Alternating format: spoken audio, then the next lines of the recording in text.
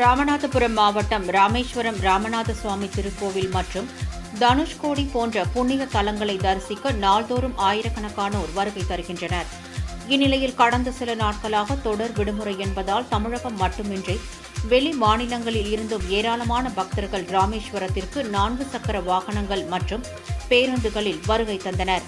இந்நிலையில் இன்று வார விடுமுறை என்பதால் அதிகாலை முதலே பக்தர்கள் வருகை காரணமாக ராமேஸ்வரம் நகர் மற்றும் ராமநாத சுவாமி திருக்கோவில் பகுதியில் கடும் போக்குவரத்து நெரிசல் ஏற்பட்டது.